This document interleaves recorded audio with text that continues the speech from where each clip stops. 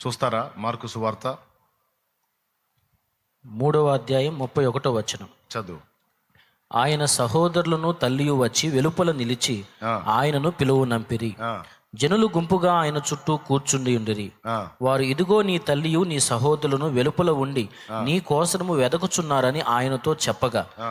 ఆయన, నా తల్లి నా సహోదరులు ఎవరని తన చుట్టూ కూర్చున్న వారిని కలయచూచి, ఇదిగో నా తల్లియు నా సహోదరులను, దేవుని చిత్తము చొప్పున జరిగించువాడే నా సహోదరుడును సహోదరియు తల్లియునని చెప్పెను. చూసారా?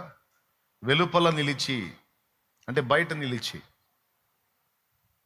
అంత హౌస్లో గ్యాదర్ అయ్యారు చాలామంది. వెలుపట వాళ్ళు ఉన్నారు.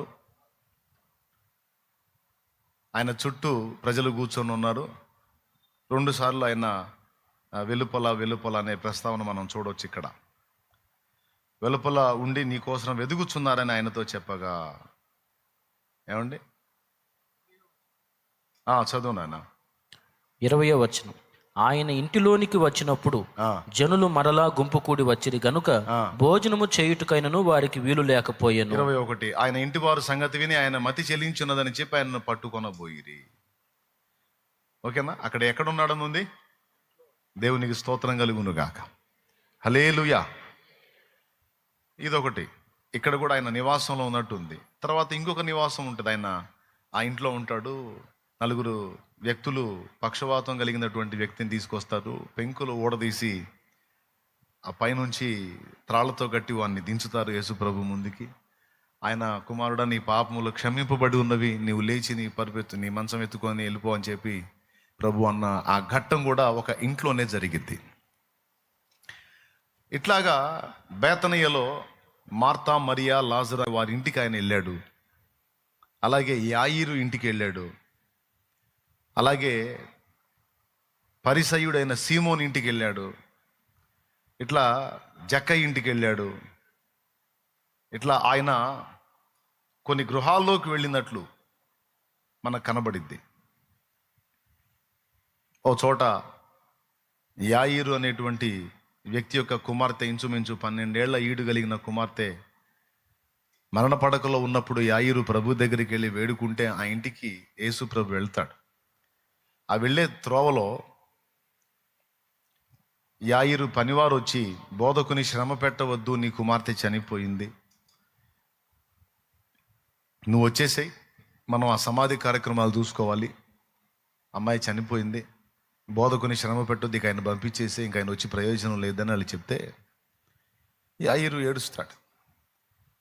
ప్రభు ఒక మాట అంటాడు, భయపడవద్దు, నమ్మిక మాత్రం ఉంచు.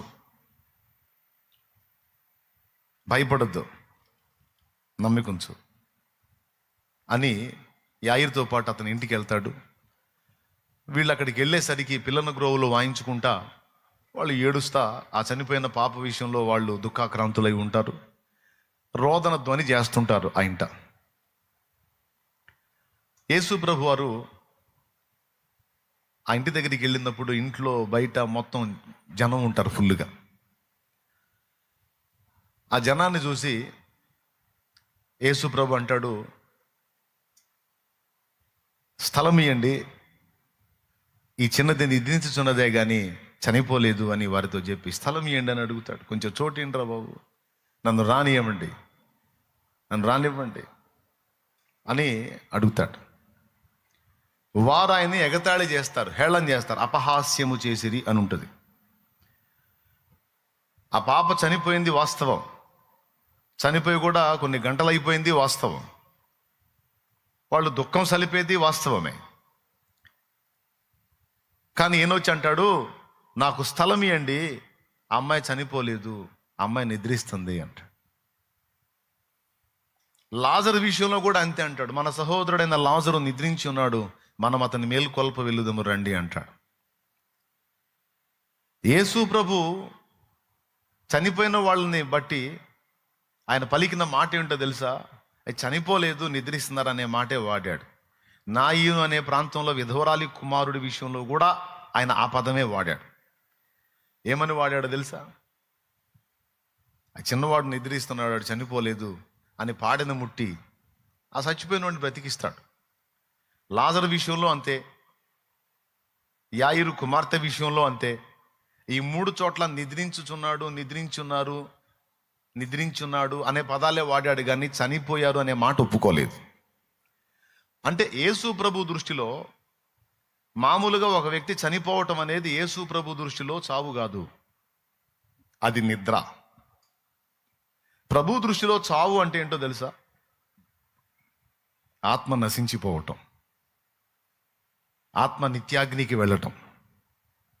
అర్థమైందా? అది ఆయన చావుగా పరిగణించేది. రెండవ మరణాన్ని ఆయన చావుగా పరిగణిస్తాడు. కానీ శరీరం చనిపోయేటువంటి ఈ చావుని యేసు ప్రభు నిద్ర అనే మాట్లాడతాడు. ఆయనేగా ఆయన అపోస్తలులు కూడా ఆ పదమే వినియోగించారు. మీరు అపోస్తుడైన పౌలు తెస్సలోనికలకు రాసినటువంటి పత్రిక, మొదటి పత్రిక 4వ అధ్యాయము 13వ వచనంలో మీరు చూస్తే ఇలా ఉంటది. సహోదరులారా, నిరీక్షణ లేని ఇతరుల వలె మీరు దుఃఖపడకుండా నిమిత్తము నిద్రించుచున్న వారిని గూర్చి మీకు తెలియకుండా మాకు ఇష్టము లేదు. అది చనిపోయిన వారిని గూర్చి కానీ మరణించిన వారిని గూర్చి కానీ దాని అర్థం అది. కానీ అక్కడ ఆ పదాలు వాళ్ళ నిద్రించుచున్న వారిని గూర్చి మీకు తెలియకుండా మాకు ఇష్టము లేదు అని వాడాడు. మళ్ళీ కొరింథీయులకు రాసిన మొదటి పత్రిక 15వ అధ్యాయము 52, 53 వచనాలు కిందికి చదివితే అక్కడ కూడా నిద్ర అనే మాట. మనమందరము నిద్రించము గాని నిమిషములో ఒక రెప్పపాటు.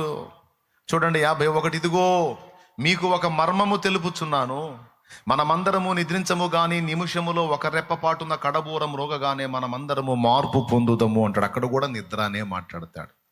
వాస్తవంగా ఆయన అర్థం ఏంటంటే మనమందరం చనిపోము.